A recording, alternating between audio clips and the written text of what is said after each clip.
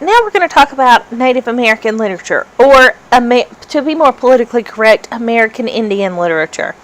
The reason I say it's politically correct to say American Indian is because where technically, if you were born in America, you are a Native American. Um,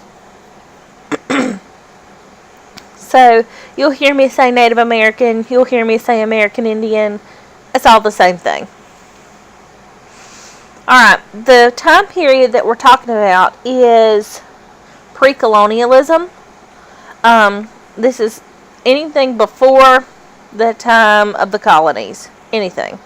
And that's pretty much going to constitute Native American literature. Alright, it is a culturally diverse genre of literature. It's got a lot of different languages. There are thousands of different cultural groups and tribes. We can't really define Native American culture into specifics because of the diversity. It is complex. It is amazing. I mean, if you've ever done any kind of study of it, you find just how interesting it really is. I took a class at Georgia Southern called American Indian History, and it was fascinating. It was probably one of my favorite classes, and I had some good ones. So, okay, the stability. The Native Americans prospered for thousands of years before white people got here. I've said it before, I'll say it again. There are two things we can't get rid of or can't get away from talking about in American literature. And the first one's Jesus, and the second one's racism. And right here, we're fixing to deal with racism, because it's like the minute white people show up, we have a problem. We still have like some evidence of cultural traditions that were divided up among these specific tribes. However, many of them have been lost because many of these tribes don't exist anymore. They're extinct. Also, many tribes joined together because they felt like they had more common ground with one another than they did with white people, or white settlers. To give you an idea of the diversity, I actually had one of these maps in my college class that I was telling you about. This is the diversity. Right here where we live, you've got mostly Creek and Cherokee. Mostly Cherokee. We can all probably link ourselves back if we've been here long enough. My great-great-grandmother's name was Brantze, Brantze, and she was full-blooded Cherokee who married an Irishman. So technically I could go to the meetings if I wanted to, the tribal meetings, but I have no interest. Now these are where they were originally. As you know, they were pushed westward onto reservations after colonies became the norm. Now, geographically, they've become isolated in these reservations. They're in these remote places. The land's not all that great. It's mostly desert, or it's really cold. But they've also been isolated as far as their opportunities. Because of the Bureau of Indian Affairs and the way that the government views Native American people, they are not allowed the same rights that average Americans are. They still don't have the rights to, certain privileges like we have. And they can't demonstrate their culture like we can. Now, we have John Rollin Ridge in your American history class. You have probably heard of John Rollin Ridge. He was a Cherokee, and he started writing in the Cherokee language. Then, in the 19th century, people began to write things down. However, some of these Native American tribes didn't trust white people, so they would lie about their stories. So we may not even have the correct stories. But we do have some that we can read and we can appreciate what we do have. It's not it wasn't considered valid literature. Valid literature was something that you were supposed to learn from. It was somebody who was usually white, and had some education, and none of these people fit any of those criteria.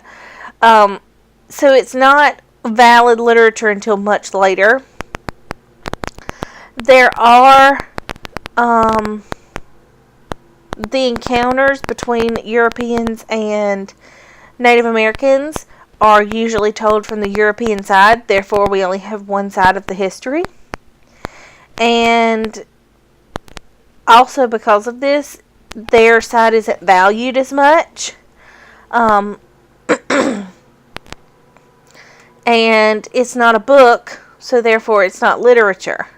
Also, in the 60s and 70s, it became really popular to be Native American. I hate to say it like that, but that's really the way it was, like, really in vogue. And that's when Native American literature was really given a place within the American canon.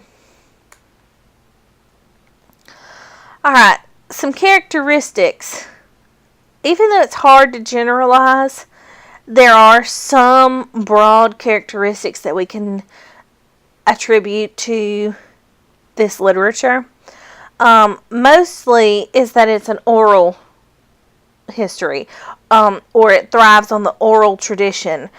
If you were a good speaker or you were an interesting storyteller, you were probably going to be valued within your Native American tribe, and you probably had a bigger role in the participatory democracy. A participatory democracy is basically where everybody gets a say and you talk out your issues.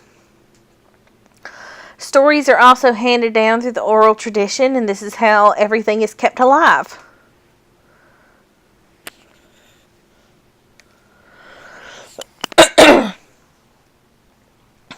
Now, the European invasion. This brings written language, which is something that didn't exist before now. But there are some words that you just can't translate. Because the words mean feelings. But this is the case with all languages. There are literally no English words for some of the native terms. Poetry, which, in English, it lives on rhythm, repetitions of sounds. I mean, it's not even going to resemble poetry, even if you do find a way to translate it. Because you're getting rid of all of those things. You're getting rid of the sounds and the rhythm because the words aren't different. Also, like I said, white people are very rarely given the true story. And most of the times, the Indians are just going to tell them what they think they want to hear.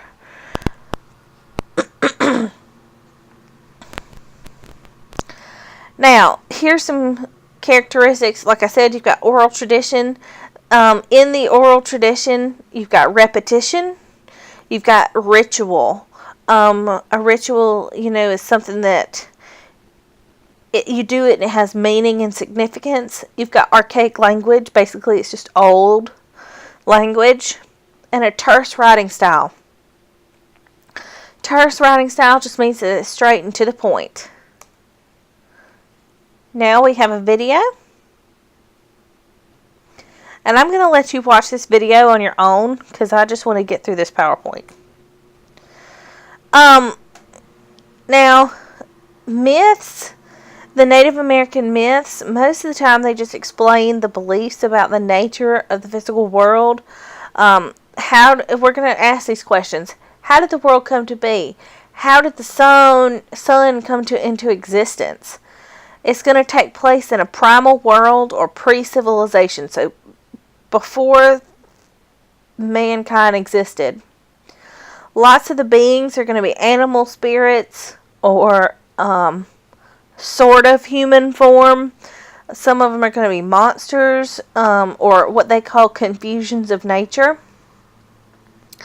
And then you've got this mythic age that flows into legends, okay, or the age of transformation.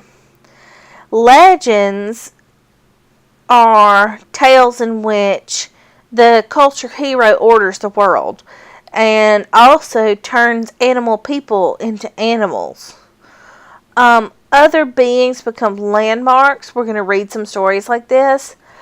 But this flows into actual historical time in which there are real heroes. Now, your cultural hero is usually your trickster. A lot of times it's going to be like a coyote or something like that. But they mostly dramatize prototypical events and behaviors, like how the earth came to be. They're going to show you how to do what is right, so it's going to be like good versus evil, and how people became the way that they are. It's going to talk about the shape of the world, and you know, a lot of times it has to do with theft. The theft of sun, the theft of fire, the theft of water. Sometimes it's going to be divine birth, so there will be a divine creator. These myths are not concerned with the original owners. That is very important. They're only concerned with the culture hero's acquisition of them. So it's not going to be who wrote the story. It's how they got the story. The trickster heroes provide for disorder and change. So they enable you to see the underside of life. They remind you that culture is artificial. It tells you that there's a possibility for change and redemption. Okay, all of this is going to be something that we're going to look for. Some of the themes we're going to discuss are the formation of the world through struggle. We're going to look at not only Native American myths, but we're going to look at the Christian creation myth and the Greek and Roman creation myth. Lots of times there's going to be some dramatic fall or a fortunate fall. Where you fall from the sky and into the water. There's going to be an earth diver myth. We're going to watch the earth on the turtle, or we're going to read the earth on the turtle's back. It's about a great flood. We can link that to other stories that we already know. There's going to be the theft of fire, and then you're going to have emergence myths where people come from out of the land to form the world. Alright, this is what Native Americans are living with today. Many of the writers of Native American ancestry do try to preserve their heritage. They do try to correct misunderstandings, and they do try to represent common Native struggles. They do still have a inferior place in our country. They are still being oppressed. There is a higher alcoholism rate among males and a higher male suicide rate in reservations than anywhere else in our country. You know, there are some things that I want you to look for. I want you to look for the connection with nature. Nature is going to be extremely important. Pantheistic power. Pantheistic is like multiple powers. There's going to be a representation of cultural values and traditions, and then you're going to have like the response to sudden change with European invasion. European invasion is going to be obvious in some of these stories because they make a big difference. Some of the Native American authors, we're not really going to read these. We're focusing more on the creation myths. But I do want you to know who they are. Or at least I want you to have come into it. I read a book called Black Elk Speaks, written by Black Elk, and it was really good. You've got Louise Erdrich, you've got Sherman Alexie, Paula Gunn Allen, N. Scott Momaday. I mean, they're just really good authors.